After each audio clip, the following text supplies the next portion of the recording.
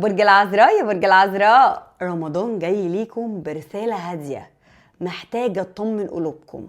والفيديو ده ظهر لكم دلوقتي عشان انت محتاج الفيديو ده ومحتاج الرسالة اللي انا هقولها لك دلوقتي.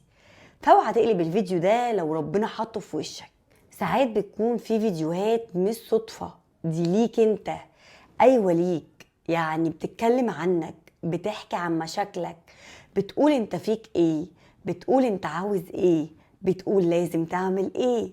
فاوعى تقلب الفيديو ده واسمع الرسالة اللي جايلك في الايام الجميلة ديت، يمكن تريح قلبك وتهدي بالك. ويلا بينا. برج العذراء، يا برج العذراء، انت معروف بدقتك في كل حاجة، بتحب كل شيء يكون مرتب وواضح، لكن ساعات قلبك بيتعب من التفاصيل الصغيرة ومن اللي مش تحت سيطرتك.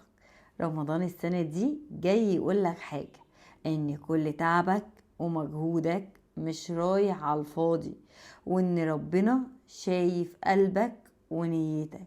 ومش بس كده، ده في وعد اكبر ليك بكتير، وينصرك الله نصرا عزيزا.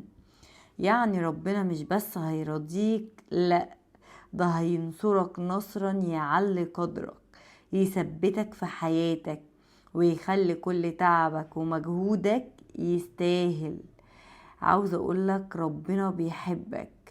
يمكن كنت بتحاول تظبط حياتك وكل شيء حواليك وبتحس ان النتائج مش قد كده وتعبت، لكن رمضان ده بيقولك خلي ثقتك في ربنا كبيرة جدا. خلي قلبك مستريح يا برج العذراء، اللي مكتوب لك هيوصل لك في الوقت الصح وبالطريقة اللي تليق بيك.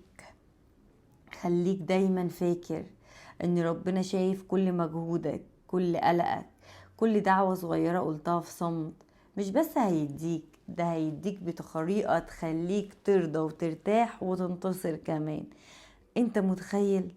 رمضان جاي يرتب لك حياتك السنة ديت، جاي يرضيك ويملاك بالرضا، تحس ان انت ولا زعلت ولا تعبت ولا اتوجعت. رمضان جاي يقولك انا سنة تحويل ليك، انا جاي اريحك. انت اعمل فيا الخير، تصدق من غير ما حد يعرف، اقرأ قرآن كتير، مش كتير، ممكن صفحة، هتغير معاك الدنيا.